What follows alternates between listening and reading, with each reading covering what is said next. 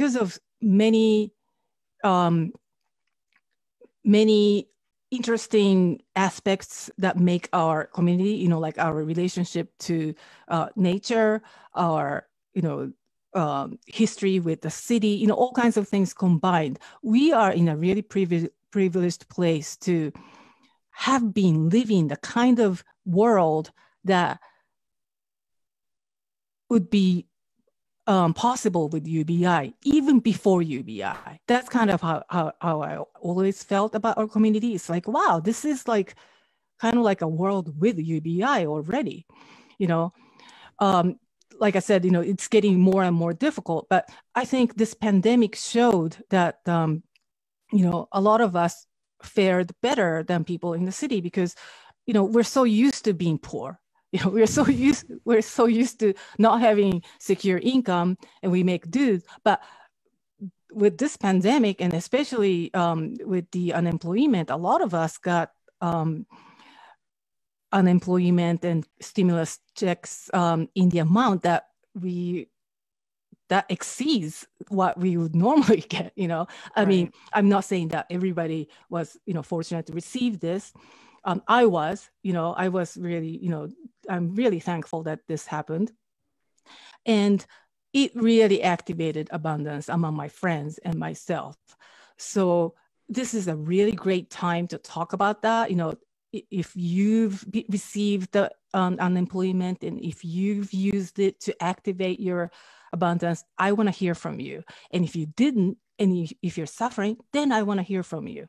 So that's what this Basic Income March is about.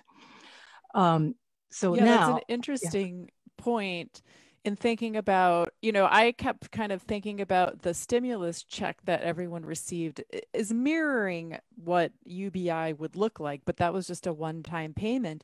But in thinking about it, what you just said stated kind of something really obvious that I've missed, was the fact that unemployment, because it was so much more widely available to people and to freelancers who historically couldn't qualify for it, I think that was a pretty, it was a more closely representative form of really UBI, because people were getting, you know, money every month. I mean, for those, I know that there were delays in it. I'm sure there are complications, and some people probably have horror stories, but technically the way it should have worked was that folks were getting checks every month.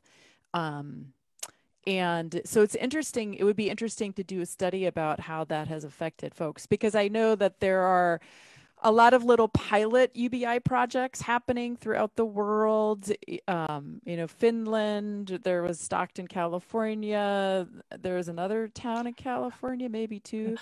There's actually one happening in Hudson very soon. Right. It isn't, that's Andrew Yang is doing a small project there.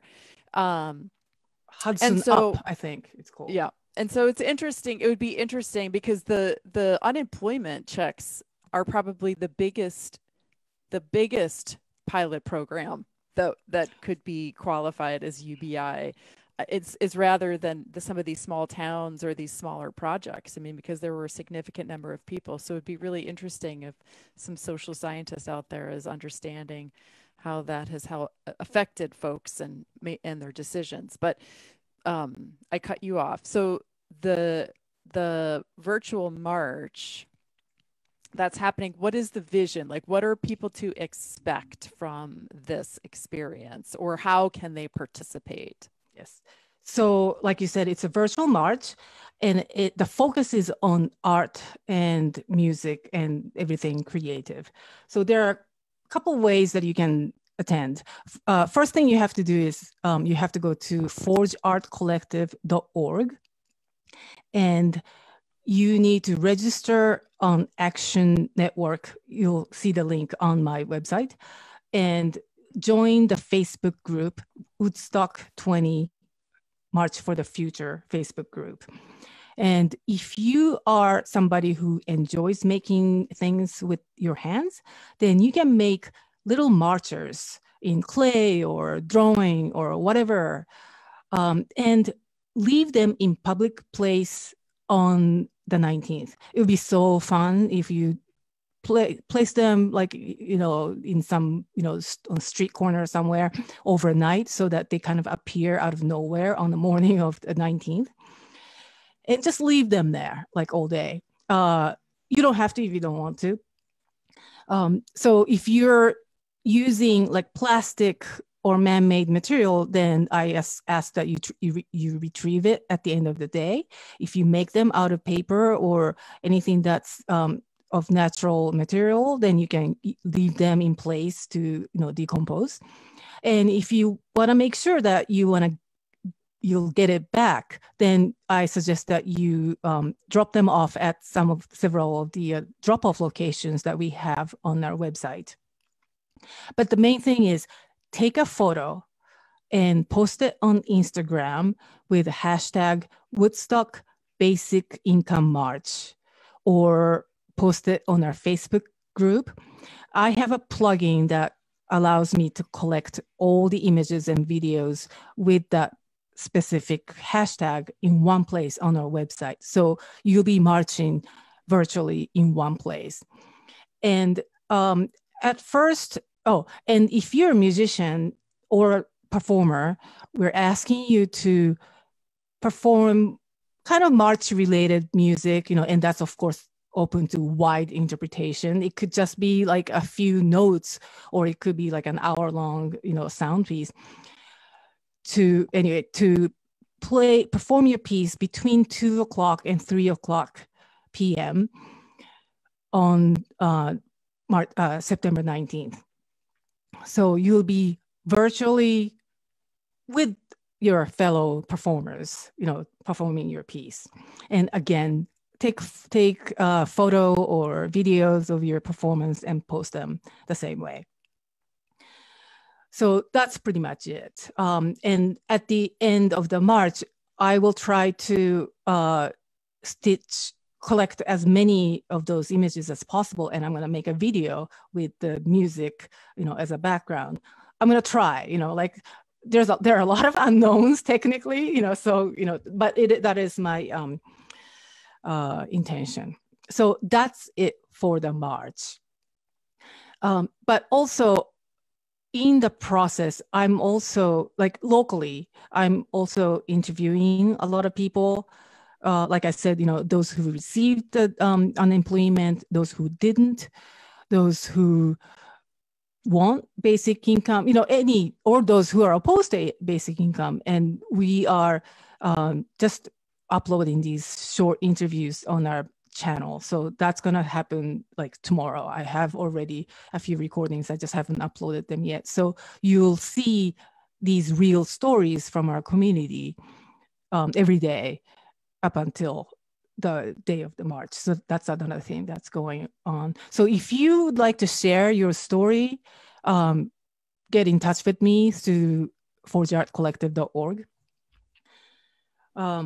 Yeah, so that's the gist of the march. Oh, and I should say that this is a part of an international event that's happening. Yeah, it's organized by a movement. I mean, by an organization called Income Movement, and there are going to be marches throughout the country, throughout the world, in multiple cities. Most of them are doing like car parades or bike parades and things like that. And I believe that we are the only group who's just doing it through art and music. So at first I was going to do it just like focused on Hudson Valley, but I got requests from a few of my friends who are outside of this area in the country that they wanted to participate. So I was like, well, it's virtual, so why don't I open it up? And I got an okay from the headquarters. They were like, yeah, do it. So now we're calling it Woodstock 20, March for the Future, even though, of course, Woodstock, the idea of Woodstock is overused and cliched, especially in our area. I'm sure like most people here are sick of it, but still to people outside of this area, Woodstock still carries a message. And also I just recently saw the documentary on Woodstock on Netflix. Have you seen that from 2019? I think I did. Yeah. That was a great documentary. I think it showed the, the positive vibe of the march. Sorry, not the march, the festival. Yeah.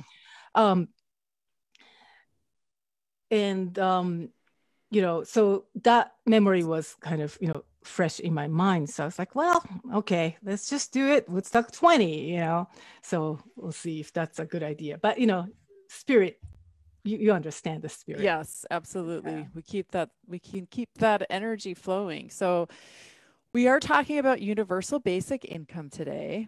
Keiko Sono is talking to us about the march, the virtual march that's happening on September 19th. We will be taking your calls at the top of the hour at 2:00. And so you can think about the questions that you might have about universal basic income. And you can call us or you can send us. We are streaming on Facebook Live on Radio Kingston's Facebook page. So you can also ask some questions on there. I think we can figure out how to do that to make sure I get those questions. So all questions are welcome. I just want to put that out there. We are going to take a little pause so that we can hear some words from our community, but we will be back to talk more with Keiko after this. Hi, this is Casey from the Kingston YMCA Farm Project. If you are looking for fresh, local vegetables at affordable prices, then come to our farm stand at the Y. We're here Tuesdays from 10 a.m. to 12:30 p.m. and Thursdays from 3:30 to 6 p.m. For the health and safety of our community, we will be set up in the parking lot of the Y this year. We require that all customers wear masks and keep a safe social distance between other customers and our staff. We accept SNAP, Farmers Market Nutrition Program checks, cash, checks, and cards. That's our YMCA Farm Project farm stand in the parking lot of the Y, Tuesdays from 10 a.m. to 12:30 p.m. and Thursdays from 3:30 to 6 p.m. For more information, visit our Facebook page, Kingston YMCA Farm Project. Hi, I'm Deputy County Executive Evelyn Wright. Ulster County just launched a new loan program designed to help Black, Latino, and women-owned businesses. It can also help businesses and nonprofits in low and moderate income areas, which includes most of Kingston. As the economy recovers from the impact of COVID-19, Ulster County doesn't want to go back to normal. We want to do better. And that means getting business capital to you if you've historically had the least access to it. The Ulster Equity Loan Program makes $2 million in funding available. Your business or nonprofit can borrow up to $100,000 at an interest rate between 2% and 3%. Payments are interest only for the first 12 months.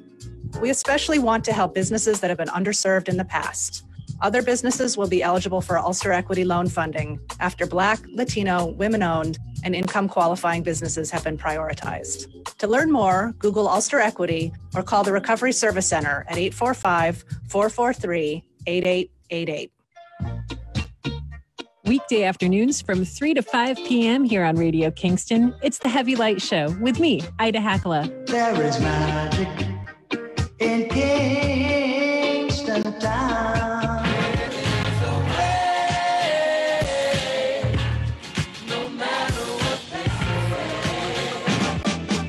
I'll be playing the soul music of every genre, Breathe with Sean and Micah at 3:30. Be water, my friend. And interviews and a little news. That's the Heavy Light Show, weekday afternoons from 3 to 5 p.m. here at Radio Kingston, AM 1490, FM 1079, and anytime at radiokingston.org.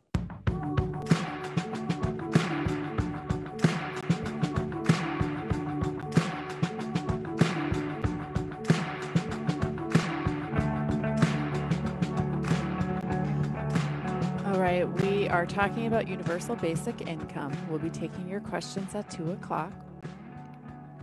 And Keiko, you said something early on in the show where you mentioned how, universal basic income is not the panacea. It is part of an equation of things to get us towards the goal that we all want, that we all agree on. And I wonder what you mean by that goal, what that goal is. Yeah. So during the pandemic, we saw the best and the worst of human beings, right? Like we saw all those people rushing to the store, buying up everything, fighting over rolls of paper, toilet paper. And on the other hand, we saw a lot of people stepping up to, help in delivering meals, helping each other, like buying groceries for your neighbors. We saw both sides. And this goes back to the Woodstock Festival that I was talking about, the documentary that I was talking about. So there were a lot of festivals at that time. Of course, it was, tied to the political movement.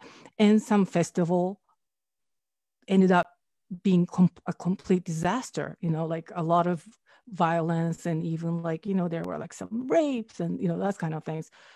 But Woodstock, it had all the ingredients for being a total disaster, but it ended up being this like amazing, peaceful, kind of a, love fest that has become the symbol of peace movement. So what differentiates us between these two poles? That's the question. So my goal is to, not my goal, I think everybody has a similar goal, is to go towards the positive, the world where everybody, helps each other.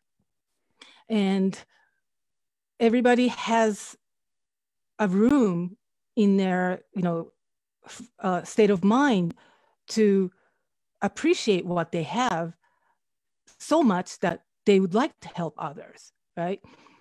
I can, this is not a left or right kind of thing, or Democrats or a Republican thing. Everybody wants that. So that's what I mean by a goal. Another thing that I like to say is that to put it another way, especially in the background of like arts and music, I was talking to another friend of mine about this the other day. So this friend was saying, well, not everybody is an artist, not everybody is an entrepreneur. You can't really assume that, UBI would make everybody that creative person. But to that, I would say that, okay, not everybody is painting or making music, but everybody can receive the gift of art. Everybody is touched by something, and that's different by, according to the individuals. Some people are moved by sunsets. Some people are moved by classical music. Some people are moved by, Michael Jordan,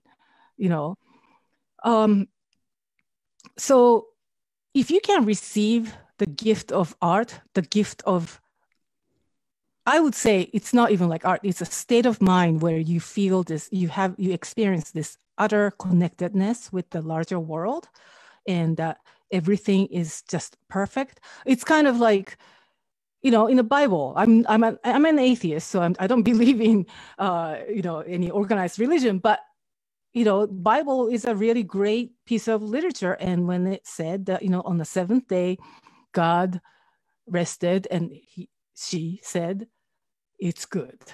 It's that state. It's like, it's good. It's perfect.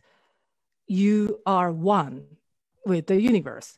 That's what I call the artistic state of mind. And you can find that in small things. And it doesn't have to be a big thing. It can be like, a glass of fresh water when you're really thirsty. It's that state of gratitude. That's the world that I want. You're bringing up a couple of things, and I'll try not to dive too much into some of my questions that I might ask in the second half of the show. But, one of them is I'm hearing this, defense of universal basic income is giving folks an opportunity to just pause. So there's some pressure that comes off of the stress that many people face in trying to take care of themselves. And I won't get into, what is the best way to try to do that, but I do think like that is something that I invite folks to just pause and really think about. There are these sort of like worst case scenarios that come up when people talk about universal basic income, or really any kind of social safety net that the government makes available to folks, that people are going to take advantage of the system. And I don't think that the research is there to suggest that people are taking advantage of the system, that somehow that means they're just sitting on their couch eating potato chips all day long. I think that the research shows quite the opposite, that people feel more alive. They don't feel stressed. You know, as somebody who is in the health industry, when you're not stressed out, you actually can be more vibrant and participating in life. When you're depressed, that's when you reach for the salty and the sweet, and you don't take care of your health, you know, and it just is sort of this vicious cycle. So if some of that pressure could be relieved, and I'm not saying that UBI is the only way to do that, but if some of that pressure could be relieved, then that ends up helping everyone, because everyone is healthier, everyone is more capable of being participants in society together. And I just think that that's something that often gets kind of misconstrued, that of how people might take advantage of the system. And you know, I don't know if you have research or if you have any understanding, I guess, what you're doing right now with your research and in talking to folks about how they've experienced the unemployment checks and the stimulus check that was part of the pandemic relief fund. If there is any kind of information that you have gleaned about how people are actually using the money. Okay, I don't really have the data for that, but I do. I mean, this is a real, like, kind of one of the central tenets of, you know, the discourse over UBI. So let me just say this, that people will take advantage of something like UBI. This will happen. Make no mistake, this will happen, but not by those who receive it, not by those who need it and receive it, like what you just said, that they're gonna be lazy and use the money on drugs and alcohol. This advantage will be taken by capital owners, the ruling class, the corporations. They're going to go after the money that we have. That's going to happen. You know, that's the focus that we need to have, not on, you know, so-called welfare queens. You know, that's a myth. Welfare queens, if there is such a thing, that is created by the income cliff. You know, like a lot of the social welfare safety net programs that we have are tied to means. You know, so if you make more than a certain amount, then you lose your benefits. So that incentivizes you to not work.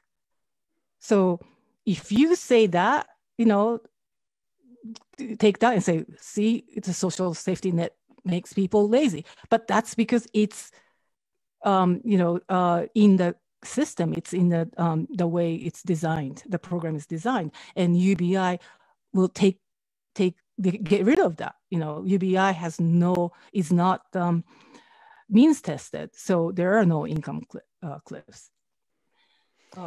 Yeah. One of the other things that I know is kind of central, at least as part of your passion for this, is because of yourself being an artist and your connection to a lot of artists. And I think that your very authentic appreciation for the value of art in society and how difficult it can be for artists to survive and do their work, because ultimately society is not choosing to spend their money on art, right? You actually alluded to it earlier on, that there's sort of this elite class that can afford the valuable art, and then that is where attention goes to those types of artists that are considered, you know, valuable. And then there's a wealthy class that collects that art, and then there's a lot of other art that is made that isn't really part of the economic system.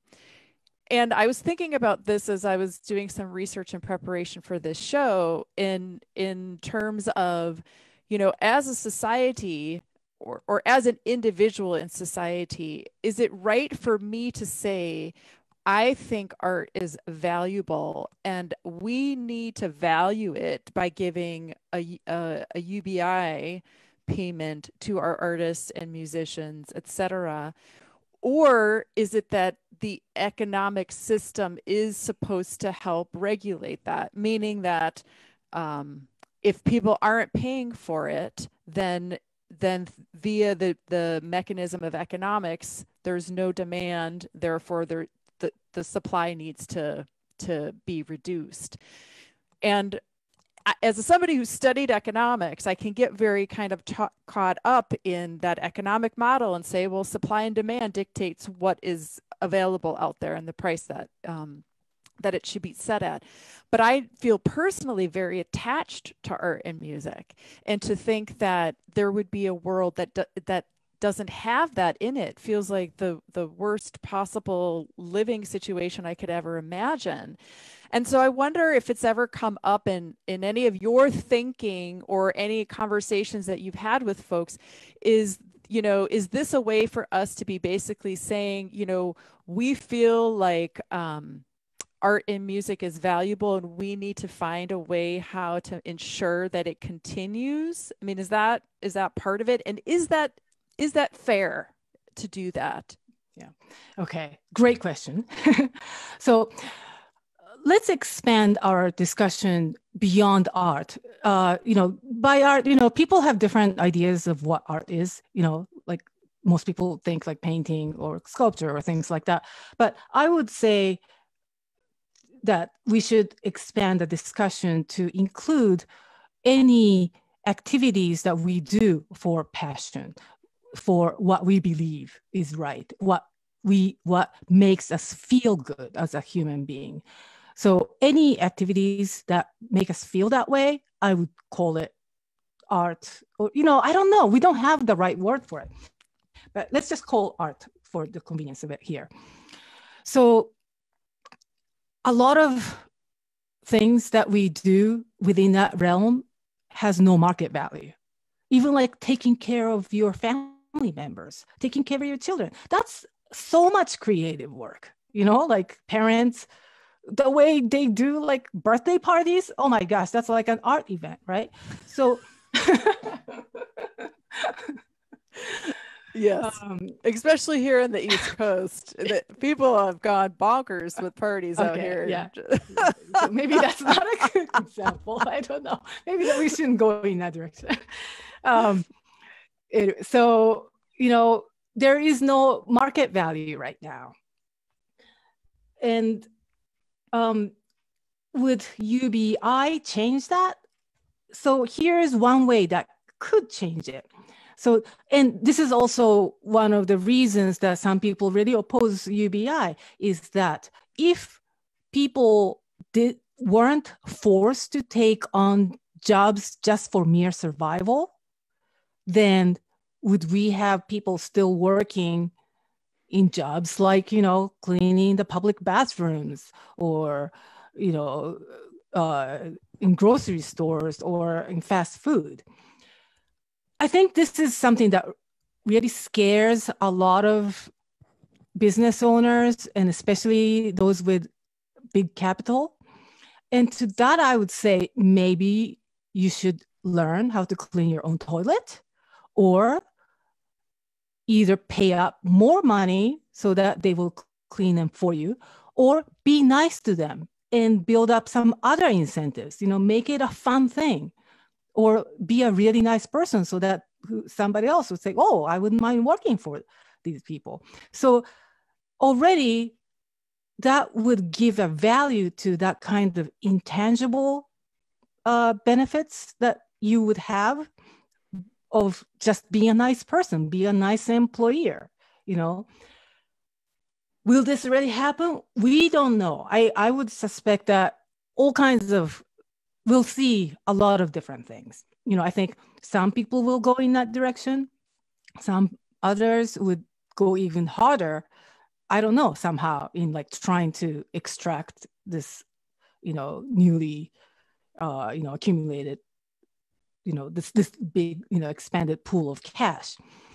So I really want to see, more people talking about that in the UBI space. I don't really see this question being asked right now. Most of us are so focused right now on making UBI a reality, and not enough conversations being had about what would happen afterwards and what can we do to ensure that UBI is not going to lead to some like a larger collapse of the society, which I would, frankly, I think it's possible. I don't think we should be in a denial. Well, you bring up an interesting point, which I forgot, and I don't want to use this example to suggest that I've done any type of like statistical analysis, but I know for certain that some folks have not gone back to work, or at least didn't, while they were getting the unemployment plus benefits over the COVID pandemic time period. And I think, like, as you're suggesting, some employers may be incentivized to restructure that position so that they make it more attractive to pull people back into it. But I know that my friends who are small business owners don't have the means to do anything else to make that job more attractive. They were already stretched thin. And so it'll be interesting to understand, it may be harder for small businesses to be able to, I guess I should just say that would be a piece of the equation to make sure we understand what small businesses would have to do in order to make their work opportunities attractive to folks, when a lot of their staff may have been making a smaller amount to begin with. So I think that I'm glad to hear that you're cautious about it and that it's a piece of the equation that you think we should be talking about. I actually think that our community has a lot of advantage to what you just said. I think I know personally a lot of business owners who I would love to work for, because they're nice and their stuff, if like their food is great or their, things are wonderful. And that reminds me of this one tweet that I just saw a few days ago. This was actually posted by a Japanese person, and he or she said, if UBI becomes a reality, I would love to work for a restaurant in my neighborhood who has great food, and I love the owner or things like that, So, I'm just, I do believe that a community like ours, a small community with business owners that we all know, I think have advantage over larger corporations and businesses. You're absolutely right. And I think, that's why I gave the little caveat that it wasn't a statistical analysis. And we tend to focus on the negative a little bit, right? You hear that worst case scenario and you think, oh my gosh, that happened. We can't go in that direction because that bad thing happened to that one person, So I don't know what the numbers are out there for real, but I think you raise a good point that it may actually open up people's opportunities to do other jobs that they wouldn't otherwise be able to do because they have a little extra cushion. So I appreciate that. Well, Diane has joined us and she is now coming through on the Facebook feed. So I thought I'll take this opportunity to welcome you to the show, Diane. I thank you for making time for this. Thank you. And if I could just give a little introduction to Diane Pagen. She has been a social worker for New York City and a social policy analyst and writer for 14 years. Diane was privileged to be mentored by and work with welfare expert and activist Teresa Funicello from 2000 to 2008 and co-wrote The Adventures of Caregiver, The Cost of Caring with Teresa in 2007. Diane is a founding member of Basic Income Action and Basic Income New York City, and working to build the basic income movement with others. She writes and presents about the diversion of welfare block grants away from low-income people, and is meeting with people who are interested in stopping the systemic dismantling of the U.S. safety net. She has a BA in languages from the Universidad de Puerto Rico and a Master of Social Work from Fordham University. And so thank you again, Diane. Can you share a little bit? We've been on the subject talking about the march, and then we kind of dove into some of the nitty gritty. We're going to get into questions after the top of the hour. But I'd be curious to know, what have you been involved with these marches for basic income in the past, and what is going on for you this year with respect to a march? Sure. So yes, so last year it was very interesting. You know, last year seems miles away, doesn't it? With all of this stuff going on. But last year, when you know, masks were not a reality, and you know, you could get together with people and march. You know, I had been so I run a group called Basic Income NYC, and we were doing in-person monthly events for the last 3 years or so.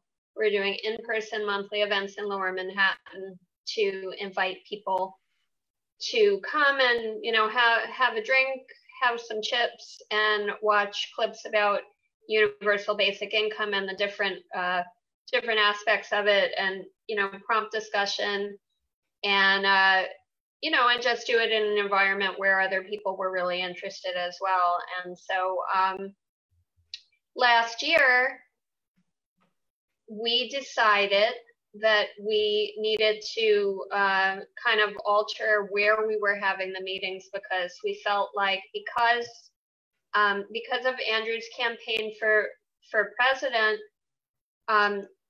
it was fantastic that we had this new problem that we had never had before, which was that there wasn't anybody showing up that didn't know what UBI was anymore.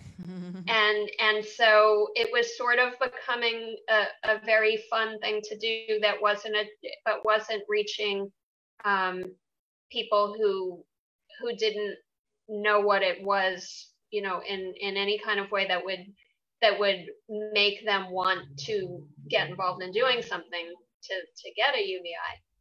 So around that time, we were thinking about what we should do about it, and around that time, I met James Felton Keith, and James is a longtime activist, and he has multiple degrees that I'm not really sure, that one's in law, and then he's got some other ones, and, you know, just a smart guy that is a Harlem resident, and he was running for Congress, and he called me and he said, you know, why don't you do your next Basic Income NYC uptown, because, you know, it's not, you know, that way we can partner to reach more people. And so I said yes, and that and what we did was, in April of 2019, instead of doing our event downtown in Lower Manhattan, we went up to Harlem, to a very large housing development that is, you know, right up there in Washington Heights. And we planned to have it there. And we had a great turnout. You know, we had like, I think we had about 60 people. Many of whom, if they had heard about UBI at all, it was just really just a very surface mentioning that they had heard, or maybe they had heard of Andrew. And so there was really robust discussion, you know, from people who really wanted to understand like how and why they should care about it. And it was fantastic. And so when that was over, you know, we just said, well, we really need to keep doing stuff like this because this is definitely a great sign, you know. And so then from there we decided that that we should do a march, because I felt very strongly that you know, in Washington Heights you can get a lot of people that, you know, there's just like a you know, a warmth and receptivity to having people stop you on the street and talk to you. It's really, you know, it's very cool. And you know, I thought that if we did something in the street that, you know, we could really make an impact. And I said to him, why don't we set up in a park, you know, why don't we set up in a park or, you know, some public area, and we can give out info and talk to people. And he's like, well, why don't we march?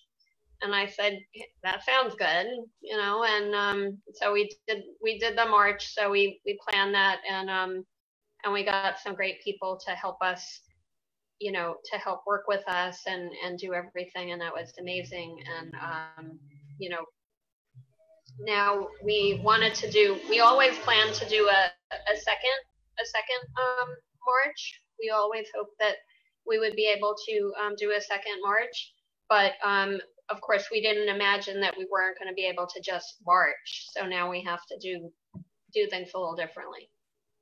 Yeah, don't we all? Yeah. Everything is different. Yeah. I marched with Diane last year in New York City. Yep. That was so much fun. That was probably the most well-organized march that I had ever been to. It was very impressive. Yeah, it kind of worked out really well. I think that the people that were marching get all the credit for being, you know, just the kind of people they are, that they did a great job, you know. And I mean, we had an excellent team. The team that we assembled is now basically the engine behind the second march and events called Income Movement. And you know, they're just amazing people, and I'm now, you know, I'm just so thrilled that we met them. It was Stacy Rutland and Dylan Enright were, you know, they did so much great work to help us replicate everything, and we were thrilled. Like, we couldn't believe how fast it was replicating, and it was fantastic. And we also had a fantastic MC. We had Hawk Newsom of Black Lives Matter of Greater New York, and you know, Hawk is just a singular presence, and he kept everybody moving, and it was great, fantastic. So. It's always a very affirming experience to be able to collaborate with other good humans for positive reasons. So that's beautiful. Yeah. We're going to be taking your questions on universal basic income after we have these announcements. And so you can call us. The phone number here is 845-331-1490. Or you can comment on the Facebook feed if you're watching us on Facebook. So if you do have questions for Diane and Keiko about universal basic income, curiosities, concerns, anything at all, they'll be happy to try to address them. So we'll be doing that. Here are some words from our community, and we'll talk to you soon. Hi, I'm Stacy Ryan from United Way of Ulster County. If you like to run, walk, or hike, you can help us serve local residents in need. Join the Empire State Race Off Challenge. Enter online and log in all your miles from September 16th to October 30th. The region that accumulates the most miles will be crowned the winner. 100% of donations and a portion of net proceeds will benefit United Way chapters across New York State, but your zip code will let us know where to direct the money you raise. To register, click on the events page at ulsterunitedway.org. Hi, I'm Sarah from the Rear Center for Immigrant Culture and History. Hey there, I'm Courtney from the D&H Canal Historical Society. I'm speaking to you on behalf of the History Alliance of Kingston. We're a new and diverse coalition of community organizations, historians, and local museums. Going on now through September 15th, the History Alliance of Kingston is hosting the first Hudson Valley History Hunt. A digital scavenger hunt, completed in person or online, it challenges participants to solve clues for a chance to win prizes. Use a map to find historic Hudson Valley buildings and locations. Answer a series of questions about Hudson Valley history. Discover history in the Hudson Valley History Hunt, now through September 15th. Go to hudsonvalleyhistoryhunt.com. History Alliance of Kingston is bringing to life local Hudson Valley history for people of all ages. For more information, historyallianceofkingston.com. Hi, I'm Ashley Dittis. I'm John Quigley, and we're here from the Ulster County Board of Elections. To vote by mail in Ulster County, you must request an absentee ballot. You may request an absentee ballot by filing an application in person, by mail, fax, email, or by phone request. For an absentee ballot application, visit voteulster.com, call us at 845-334-5470, or stop by 284 Wall Street, Kingston, New York, between 9 a.m. and 5 p.m., Monday to Friday. For COVID-19 concerns, use a temporary illness or physical disability as a reason for your request. Oh my God, you're like still wearing a mask. How come you're wearing a mask? I wear my mask for my in-laws.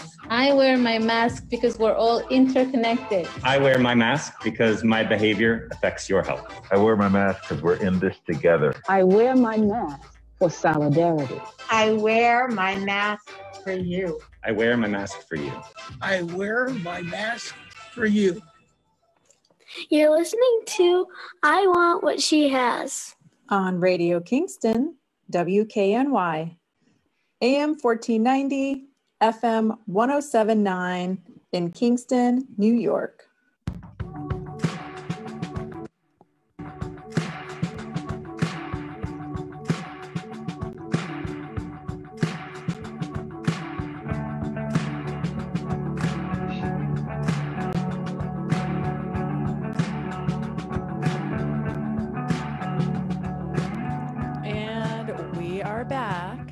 And as I mentioned before the break, we are happy to take your questions. If you have them, you can call us at 845-331-1490.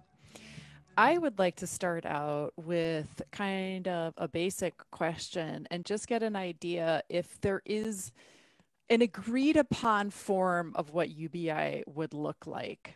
You know, is the movement organized to that extent that there is kind of, this is what we're asking for, or is that still up for debate or discussion? Keiko, you going or am I going?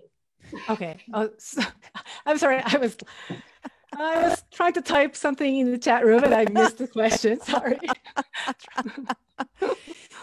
The question is, did you want to answer it, Diane?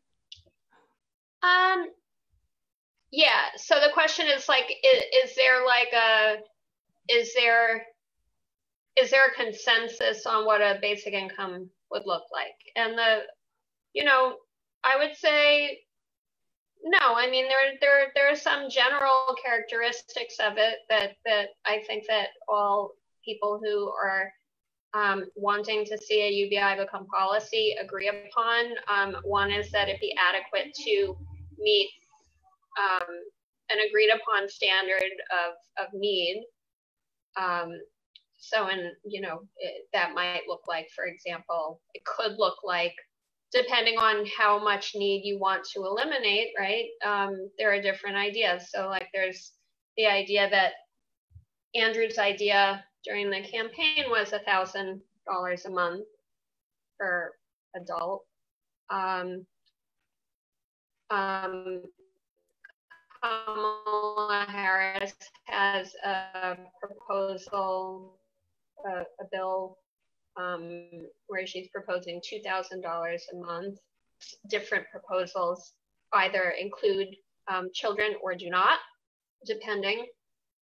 And if you want to know like what I think about which one is better or which ones are better, I could tell you. But basically, my take on it is that any proposal that is considering. Okay. So you are hoping that we can get this conversation to the point that people are willing to sit down at a table and really start to hash out what the numbers would look like. Right. And I think it's really important that people are, that everyone who has a stake in it be at the table. So like, you don't want to, I don't feel like, we want to all get behind, a certain proposal and then alienate people who disagree with that proposal or who have reservations. We just need to get, the right people to the table, particularly the people that who are losing the most in the current system. And we need to, have everybody at the table to create something that works for everyone. I would say though that I personally feel that any proposal should include a portion of money for children. I haven't decided whether it should be as much as an adult or more than an adult or what, but certainly children should be accounted for. There's sorry. Go ahead, Keiko. Okay, so if I can just jump in for a sec.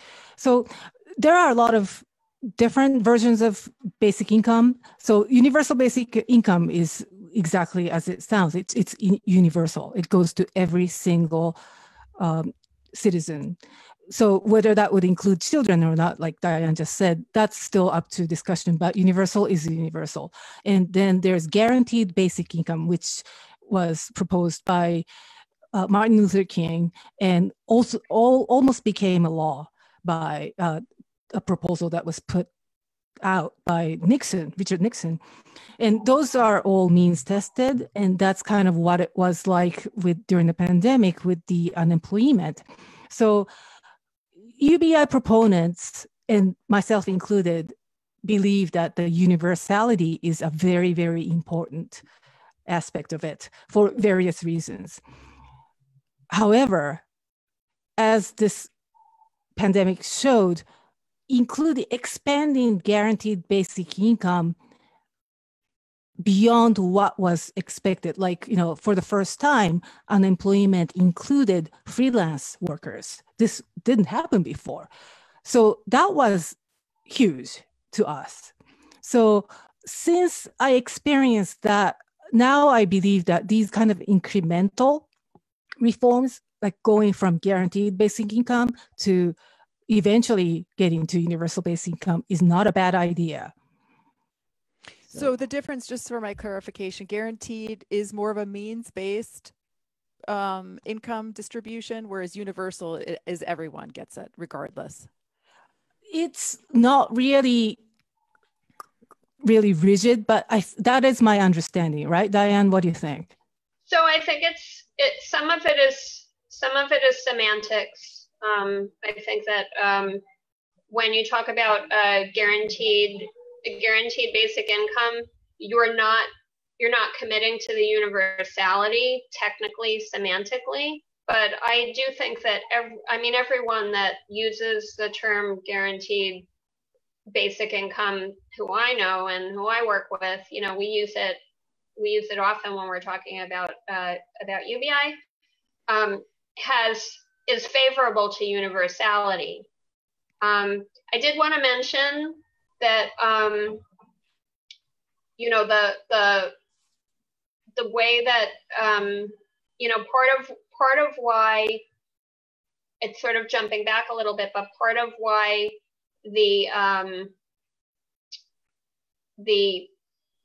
when Nixon proposed the family assistance plan, his original intention was to make it non-means tested. It was the fight back and forth of other people wanting to put in means testing that he sort of had to do negotiations. But on a personal level, from what I've read, Richard Nixon wanted it to be as non-means tested as possible. He didn't like means testing, and there were, and he was a person who came up he had grown up in poverty, and he had seen the, the very uncomfortable things, situations that his parents were put in by welfare workers and things like that. And so he didn't agree with means testing. And eventually, like, the fight back and forth kind of sunk the whole thing anyway. But yeah, so I just wanted to bring that up. And then the other variation in the basic income conversation, aside from whether it is the sufficiency of the amount, different people have different ideas about what should be, what they consider sufficient, and we have to work that out, as a society, and come up with some kind of an agreement. But there are pilots that are only giving $500 a month. Do I think $500 a month is an adequate universal basic income? No, I don't. But that doesn't, I'm thrilled that those pilots are happening. I'm absolutely thrilled. And I think that the data from them will show us that giving more than that isn't necessarily going to make it negative. If anything, it'll make it a positive.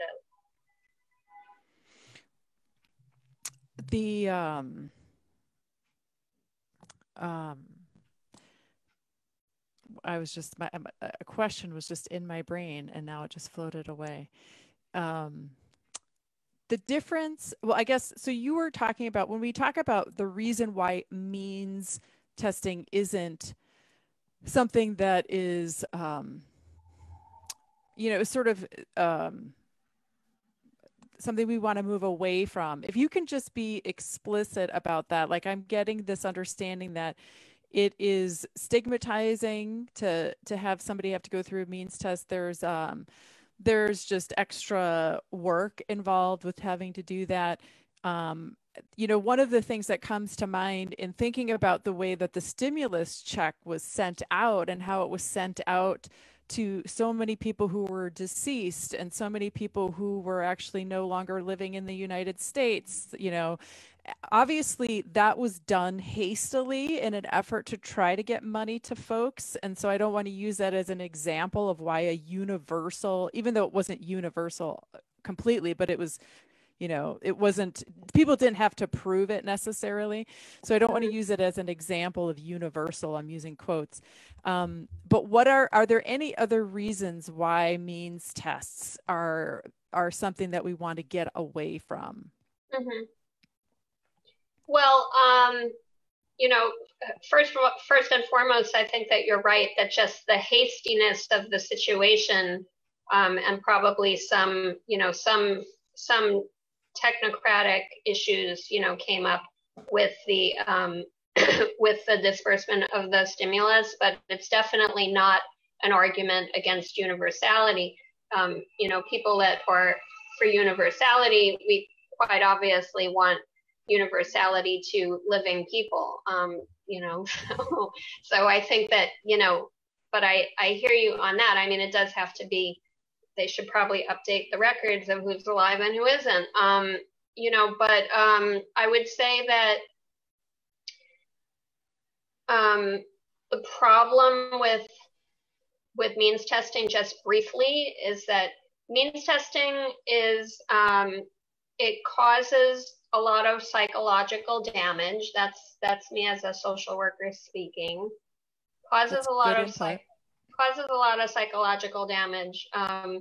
In particular, upstate New York, as someone who worked as a social worker in upstate New York, I worked as a child protective services worker. I can tell you that the level of like getting lost in the weeds to try to make sure that an evidently poor person was not getting too much was absurd. And, that's not just upstate New York, but I'm just telling you that I did work in upstate New York, and I saw with my own eyes that it was absurd. Universality, so that's one thing. Universality, as opposed to means testing, would get rid of that situation. Just, having to prove the obvious is a ridiculously harmful psychological thing to do to a person. But that's not it. That's not the only thing. The other thing is that it's very expensive to have means testing. It's extremely expensive. In fact, means testing obviously involves a lot of paperwork. In certain programs, usually the standard is, maybe depending on the state, you have to check in. You basically have to prove that you're still eligible approximately twice a year, the majority of people. And so as soon as now keep in mind that, people that qualify for tax breaks and things like that, non-welfare tax breaks, only have to prove their financial situation once a year. So why do we have, if you're poor, or if you're poor enough to qualify for a certain aid program, why should you have to do it twice? Right there, you're discriminating against people with low incomes. But,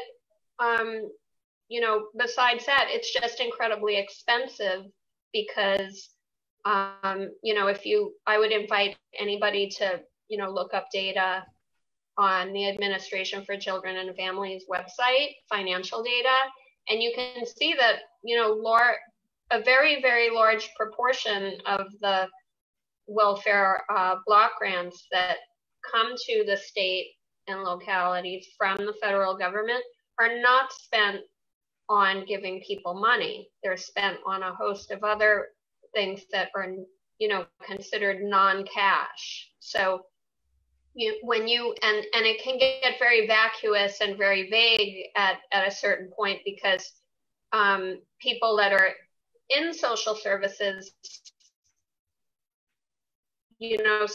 sometimes we're all guilty sometimes in any profession of using jargon. And when you tell people that we need to fund services, okay, but what do you mean by what services? Because most people need money first, and then you figure out what services they need. We don't do that here. We do the total opposite, and we waste a lot of money doing that.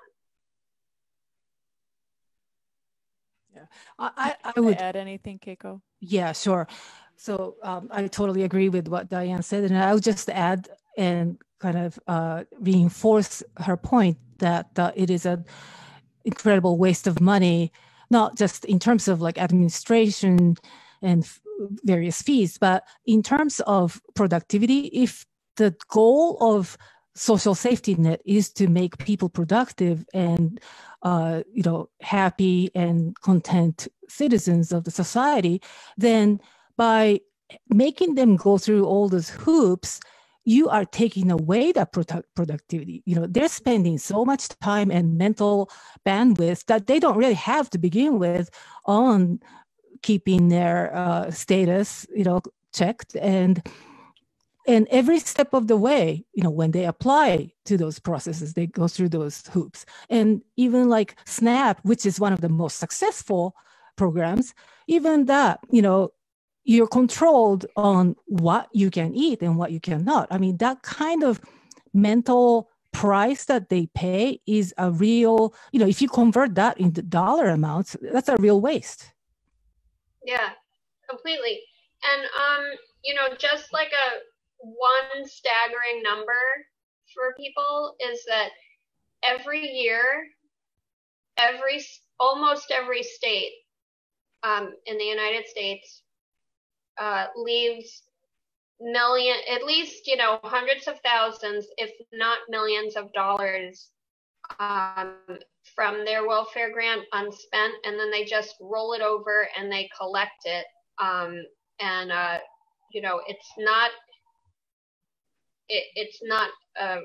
It's just not okay. It really isn't okay. And the level to which it happens, it's so rampant. And, I'm pretty astonished that even though it's rampant and it's awful, I'm pretty astonished that it doesn't seem like there's a lot of groundswell to do anything about it, and there's certainly, limited interest at the state levels. There seems to be limited interest in doing something about it. But there are some really egregious examples of it. So I can give you one in particular. The state of Tennessee, right this minute, actually probably right before COVID, it's probably grown since then. A couple of months ago, the state of Tennessee, there were articles finally made the Tennessee press that Tennessee was sitting on $732 million in welfare block grants. And you have to understand that obviously Tennessee has a lot of poverty. It's not like they're sitting on it because nobody's poor. So you got to ask yourself, what's the purpose of accumulating this much money and who's benefiting from it? And obviously it's not poor people in Tennessee. It's certainly not children going hungry in Tennessee. It's not people who are, living without the means to survival in Tennessee. And finally, this has come to the attention of the state government and the media. And so then what'll probably happen is, they look at it sort of and they report on it as if it's this, outrageous, this outrageous thing that's happening, and they'll move to try to spend down, to order the welfare program to spend down some of that money, right? But the bigger question is, why are they hanging on to that kind of money at all when they have evident poverty and evident need? And as it is, they're only enrolling maybe 20% of their poor people in that program. Just disperse it as cash. And the fact that our present system allows states to accumulate this money that they said they needed to serve their poorest residents is like a criminal, it's like a criminal enterprise. There's no other way to say it. A similar thing is going on in other southern states, in Kentucky as well. And I had finally reached out to a senator there, a Democratic senator there last year, and he told me with much exasperation that actually the state legislature is completely aware that they're hanging on to this money, but they feel like they don't have the political will to do anything about it. But, I question whether that, we fix what we think needs fixing, and it's obviously not being prioritized to fix that. We have a couple of questions that have come through on Facebook, but before we get to them, we are going to hear some words from our community, and then we'll be back to take your questions. Thank you. Hi, I'm Brent from the Art Society of Kingston. In collaboration with the Kingston Midtown Arts District, we're presenting Kingston Annual 2020, September 5th through the 27th at the Art Society of Kingston at 97 Broadway. It's a new annual fine arts exhibition and competition curated by Julie Hedrick, featuring the work of 25 selected artists, along with the work of guest artist Judy Fath, a pioneer of installation art. We're open Tuesday through Saturday from 1 to 6 p.m., Sundays 1 to 5 p.m. All visitors to ask must be wearing a mask at all times and adhering to social distancing protocols. That's the Kingston Annual 2020, September 5th through the 27th at the Galleries of the Art Society of Kingston at 97 Broadway. You can also view the exhibition online at kingstonannual.art. The Kingston City School District is providing families in the district with free to-go breakfasts and lunches. They're distributing these meals Monday through Friday from 10 to 10:45 a.m. at JFK Elementary School at 150 Murray Street, Miller Middle School, and George Washington Elementary. From 11:15 a.m. to noon, these meals are distributed at the Salkill Manufactured Home Park, at Stuyvesant Charter Apartments, and at the corner of Down Street and Bruin Avenue. Students who attend any KCSD school, ages 18 and younger, are welcome to stop by any of these locations for breakfast and lunch items. If you cannot make a meal pickup, please call the KCSD Food Hotline for more information at 845-943-3938. Hi, I'm Sean. And I'm Micah. How are you dealing with stress these days? Do you find that you're having more stress as a result of the pandemic? Join us for Breathing Together, an hour of mindfulness and heartfulness and everyday mental health self-care, Saturday mornings at 11 a.m. There will be conversation, there's always laughter, and we make space for your questions and sharing too. We post the meeting info on Radio Kingston's Facebook page. You can find us on Zoom, Facebook, and on the air. That's Breathing Together, Saturday mornings at 11 a.m.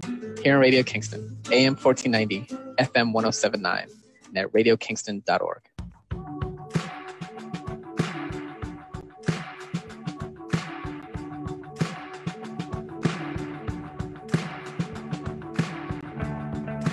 All right, we're back with Keiko and Diane. We're talking about universal basic income and some very important subjects that are related and connected to that.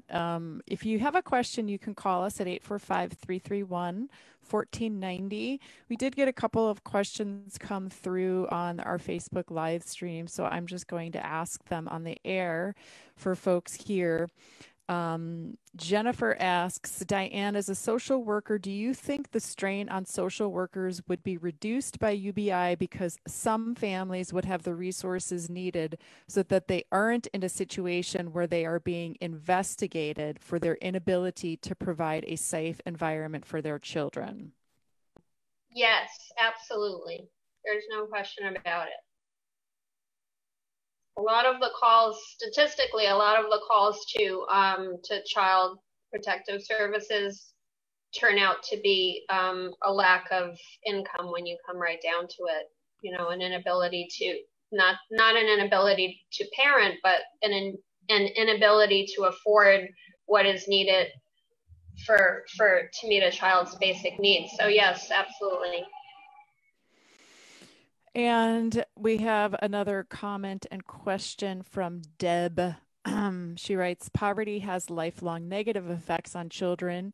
Universality cuts out the enormous bureaucratic and human costs of means testing, streamlines government, makes sure that the people who need it most get it.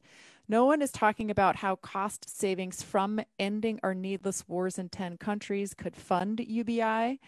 Folks in other countries with universal health care are more familiar with value-added tax than we are in the U.S.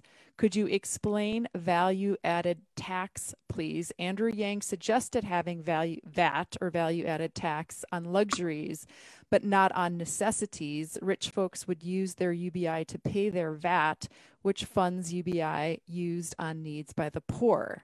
Do either of you have thoughts on that? Sure. So value-added tax was an idea that was proposed by Andrew Yang to fund UBI. So VAT has been implemented in Europe and Japan and many other countries. United States is one of the few advanced countries which doesn't have VAT. And the caller says Andrew Yang suggested having VAT on luxuries, but this is not true. He didn't suggest VAT on luxuries only. He did suggest exemption on staples like, you know, certain like milk or certain food items, but most services and goods would be taxed at 10% under his proposal. And the way it works is that VAT is a little bit like sales tax, but the difference is that it's taxed on every transaction of supply chain, not just at the end. So a lot of corporations who are not paying their income tax because they just put the money right back into share buybacks or for the investors, like most huge companies like Apple, Google, Amazon, those companies are not paying any income tax. And that is the most unavoidable tax that there is. So this is one reason that he included that as a funding source. And for me, in the beginning, that was kind of counterintuitive because it's taxed on every service and goods, so everybody would have to pay for it. And, you know, of course, my reflex was like, well, why don't we just tax the rich? But that would not be enough. The rich are already taxed, but they have the means, they have all the tools to avoid it. So even if we, increase the amount on the income tax, that's not gonna really pay for UBI. So that's one thing. And also things like data exchange, which my understanding is not being taxed right now, would be taxed under VAT. And this is a really big talking point by Andrew Yang and other people in Silicon Valley, is that data is the new oil. I mean, that's a big business, and we all own share of that. Data comes from us, so it only makes sense that we tax the data and share the money with everybody else. Yeah. I wanted to address the very excellent point that we have to be talking about, what our priorities are, we're funding, as in the chat. I'm sorry, I can't read the name to see who said it, but we're funding needless and endless war, right? And so I wanted to just highlight that point for the person that made it, because yes, absolutely. In fact,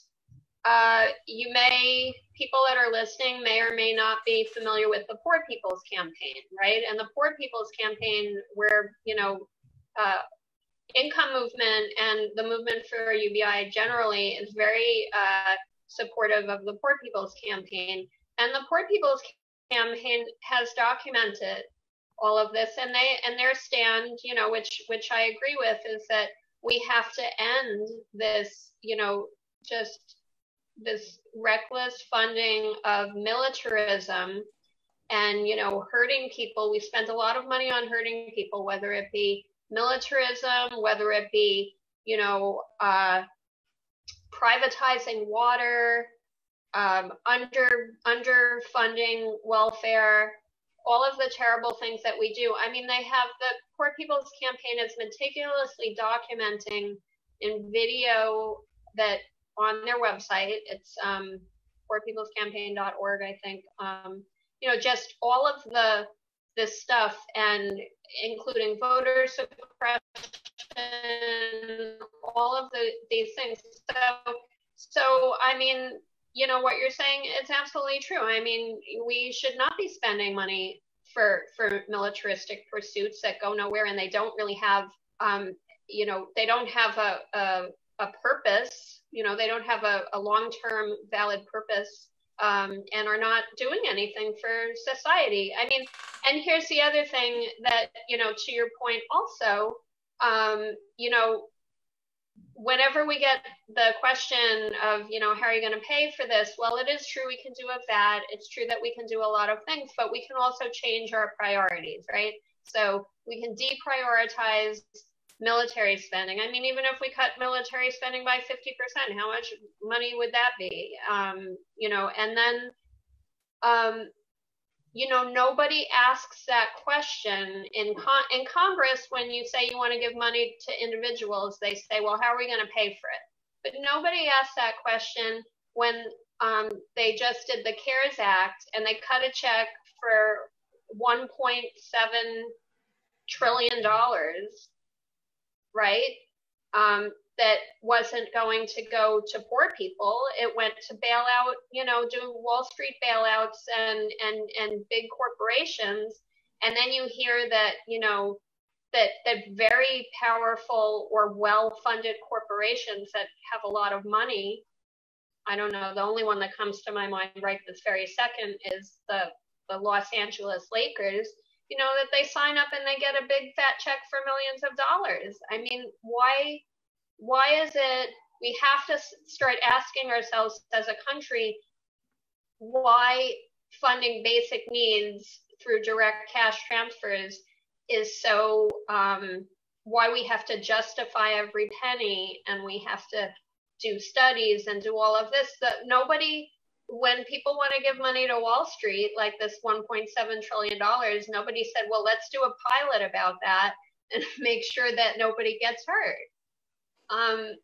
So it's priorities, and I really appreciate you throwing that in the mix, because we don't talk about that enough. It really is true. We get wrapped up in we get wrapped up in justifying why we should give people money, and where I do feel very hopeful that we're moving away from that. And part of that in great measure is because of COVID, but it's also about us pushing back on this false narrative that people can't be responsible and make their own best decisions about what to do with money. It's absurd, and we shouldn't entertain it at all. I want to add just one thing to this excellent points that Diane just made about the military spending. So I think actually a lot of people do say that, we shouldn't spend so much on military spending, but when it really actually comes to how do you do it? How do you decrease the military spending? I think, I don't know, that's a big question. And one way that a UBI could have an impact on this, and it's really, the result would be unknown, is how UBI would impact people enlisting for the military, because a lot of them do it because for the money, and because they don't have the money to go to college. So if we have UBI and if we have universal health care, how would that impact the number of people who would enlist? And that could change the whole culture. So I would love to see a dialogue on that. I haven't seen it much discussed. Yeah, it's an interesting point. Yeah, I wanted to just throw in, I know we're going to have a chance to say it, but I just wanted to throw in that, people that are listening that want to try to get a little more involved in pressuring Congress. The Income movement has a website called bailoutthepeople.com, and there's letters there that get updated every week that you can send to Congress. They'll go to your specific legislators. There's an app. It's really quite cool, and takes you. It automatically gets you to your right senators and stuff, so you can send letters to them. And we have a range of campaigns on that particular advocacy website, and send these letters. 133,000 people have, since these letter writing campaigns were started, prior to COVID, but especially during COVID, 133,000 letters have been sent to various elected officials via the website. And it absolutely makes a difference. It absolutely makes a difference. If 100 people in Kingston wrote to whoever it is, I don't know who it is now, your representative, to your New York senators, and in one day he gets 100 letters from Kingston, because remember, they're obligated to assign someone to read these letters, every word. And to track them, to track where they come from. So imagine getting 100 letters or 500 letters from Kingston residents saying, one check was not enough, or we need universality, or whatever. We have messaging on that website for you. It does make a difference. We are making an impact. I know sometimes it can feel like there's a big wall between us and our legislators, and there is, but it is making something of a difference. So that's bailoutthepeople.com? Yes. All right. I'll link to it in the show notes, of course, but if you're listening and you want to write it down, bailoutthepeople.com. we're going to take another last little break for words from our community, but we will come back to finish up the show with any more questions that you have. If you have a question, you can call in at 845-331-1490. Or if you're watching us on Facebook, feel free to pop it in the comments there. So we'll be back after these lovely words. El Condado de Ulster acaba de lanzar un nuevo programa de préstamos diseñado para ayudar a las empresas de propietarios negros, Latinx y mujeres. Además, el programa puede ayudar a empresas y organizaciones sin fines de lucro en áreas de ingresos bajos y moderados que sirvan a una gran parte de Kingston. Hi, I'm Deputy County Executive Evelyn Wright. Ulster County just launched a new loan program designed to help Black, Latino, and women-owned businesses. It can also help businesses and nonprofits in low and moderate income areas, which includes most of Kingston. A medida que la economía se recupera del impacto del COVID-19, el condado de Ulster no desea regresar a la normalidad. Queremos mejorarlo, y eso significa la obtención de capital empresarial para ti, si has tenido el mínimo acceso a él históricamente. As the economy recovers from the impact of COVID-19, Ulster County doesn't want to go back to normal. We want to do better. And that means getting business capital to you if you've historically had the least access to it. El programa Ulster Equity Loan tiene a disposición $2 millones en fondos. Tu negocio u organización puede prestar hasta $100,000 a una tasa de interés del 2 a 3%. Los pagos con intereses se aplican solo por el primer año. The Ulster Equity Loan Program makes $2 million in funding available. Your business or nonprofit can borrow up to $100,000 at an interest rate between 2 and 3%. Payments are interest only for the first 12 months. En especial, queremos ayudar a las empresas que han sido marginadas. Después de darle prioridad a los negocios de propietarios negros, Latinx y de mujeres que califican, elegiremos otras empresas para la financiación de préstamos de Ulster Equity. We especially want to help businesses that have been underserved in the past. Other businesses will be eligible for Ulster Equity loan funding after Black, Latino, women-owned, and income-qualifying businesses have been prioritized. To learn more, Google Ulster Equity or call the Recovery Service Center at 845-443-8888. Busca en Google Ulster Equity o llama al Centro de Servicios de Recuperación al 845-443-8888 para obtener más información.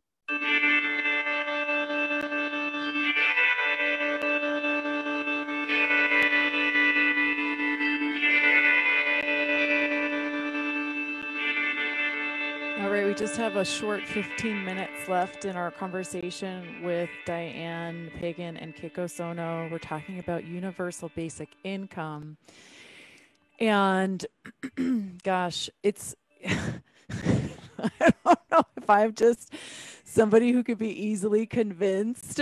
You know, it's like I was like trying to remain neutral throughout this show so I could really be, you know, asking those questions. But then once I get into the mindset of, yes, it makes sense for me, it's hard for me to see the opposing arguments.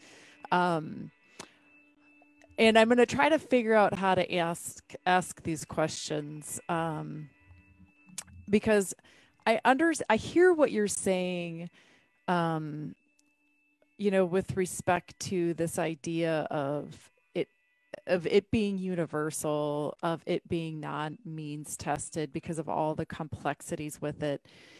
And I agree with all of those things, but part of me still feels like there's a regressive component to it being structured that way. I'm thinking, you know, for me to get $1,000 a month, it just feels like it would be so different for me as opposed to somebody who has less than I do.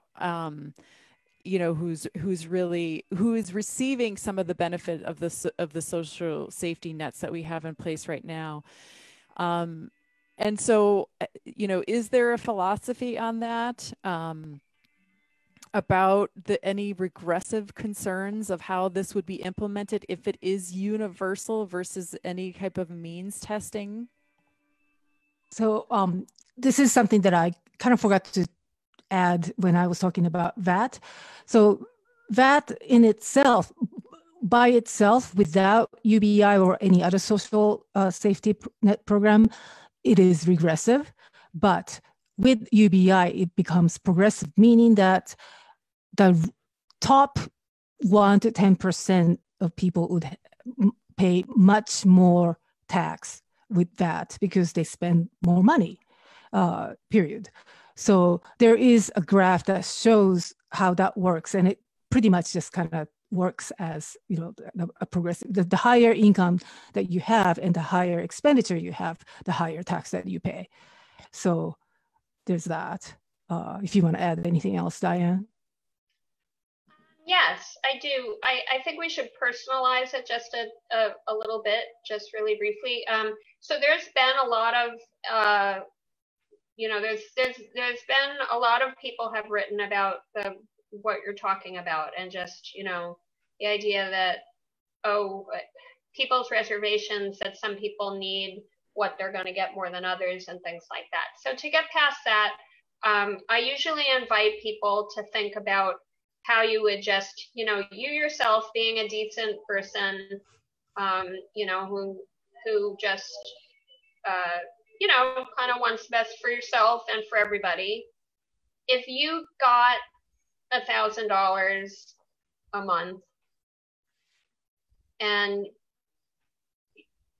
are you saying, you as an individual, Teresa, that you have no need for the $1,000? Because if you have no need for the $1,000, you have personal agency to make judgment about what to do with that $1,000, to spend it if you don't need it for yourself, to spend it in some other socially useful way. You don't have that when a big check goes to your state and promises to help your neighbors and friends. So there's a lot that you could do as a person who, you know, if you think that you don't need it, or maybe there's a portion of it that you would never need, you have the ability to make some really local decision about how to use it. You know, maybe you know someone who would need more than $1,000 and you need less, and you could decide what to do with it. The thing that I say is that the concept of appointing some large-scale agency, which we have now, to determine over and over that people, what, you know, who needs their basic needs met, you know, who needs help to get their basic needs met, it just ends up spending money, making bad decisions, and also missing a lot of people that need stuff. And while I certainly, you know, understand that comes, that reservation about whether something is, you know, whether someone that has less need needs something, and that sort of a thing, it comes from a good place, but ultimately that insistence on meticulously analyzing and deciding who needs how much is very, very damaging to the people who really need stuff. And it's happening right in your community right now. People who have evident need, who have to jump through so many hoops to get so little, in the name of making sure that they're not one of the people like you that maybe doesn't need as much. Right. So that's I want us to just jump to, we have a caller. So before we run out of air time, I wanted to make sure we could answer this caller. Are you there? Is it Nathel? Mateo. Yes. Thank you for calling. Did you have a question for Diane and Keiko? Yeah, so I've been following and advocating for UBI since Andrew Yang's run for presidency. And often in my conversations, one of the first things people think is that a universal basic income would inevitably lead to inflation. And so I was wondering, how would a UBI affect inflation of everyday goods and services? I had that same question, Mateo. Thank you for asking that. Diane, or yeah. Well, I actually, if Keiko wants to answer it, to me, the question, I know that the question is one that you, Matteo, that you probably get over and over when you're trying to talk about UBI. I usually volley that question to people who have, training as economists and so forth. And first of all, I will say that it's been the minimal effect on inflation if you were to create a UBI. I mean, because just in layman's terms, if you think about it, we put money into the economy often, and it doesn't always result in inflation, right? So the idea that you would give it to each individual and suddenly it has a different effect, is questionable. However, what I would say is I would defer to people like Scott Santons. Are you familiar, Matteo, with the Basic Income Today website? No, I'm not.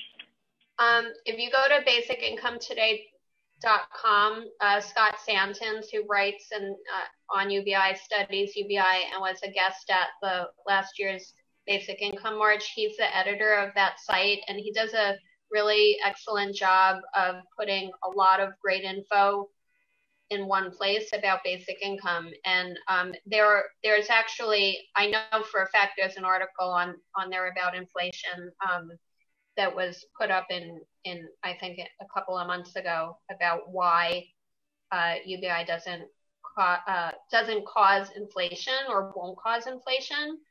But I would say Scott Santons is a great person to read his stuff. Alex Howlett of Boston Basic Income. He has if you go to Boston Basic Income on the internet, he has a series of videos about the economy and UBI and inflation and all that great stuff. So no need to listen to me bumble on about it when you can go to them. Okay, let me just jump in then. I'm no economist either. Hi, Matteo. Thanks for calling. So inflation happens when we print money, like we're doing right now. Quantitative easing is another term. So because that's just injecting cash that was not there to begin with into the market. That's when that's what happens. That's when inflation happens. But with a proposal like Andrew Yang was, put on the table to pay with VAT, you're not doing that. You're not really actually increasing the amount of money that is in the market. So it does not create inflation. It's just a way of I'm careful with this word redistribution, but it's really more about, having the money flow more freely in the economy, because money that's put into a majority of people in this country will get put right back into the economy. It'll just go right into the flow. So it's a way to stimulate and activate the flow of economy. And so this is why it doesn't cause inflation. Right now, we're in the recession and like going into the depression. This is the time of exception when quantitative easing or printing of money does not cause inflation at the time of these kind of financial recession, because we're so deep in the negative area. Any money that is injected into the economy will only bring the economy back up to the level, where, the economy is stable. So either way, whether we are giving out more stimulus by printing out money, or once our economy is stabilized and UBI kicks in with VAT, it would not cause inflation. Thank you so much, Matteo, for calling in. We are about at the end of our show. I wanted to point out that there was another question by Deb on Facebook. And so maybe Keiko or Diane or Diane can go on there and just type in a little comment to it. They'll go to the Radio Kingston Facebook page. But the question is about, it's essentially similar. What will prevent all prices from going up? If my landlord has to pay 10% more on VAT, she may raise my rent 10%.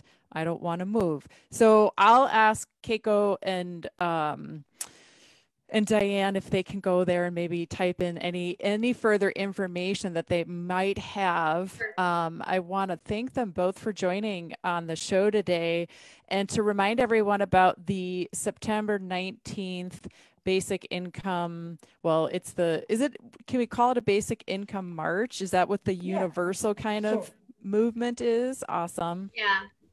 In New York City, we're going to have a bike parade because we can't really, for the social distancing, but yes.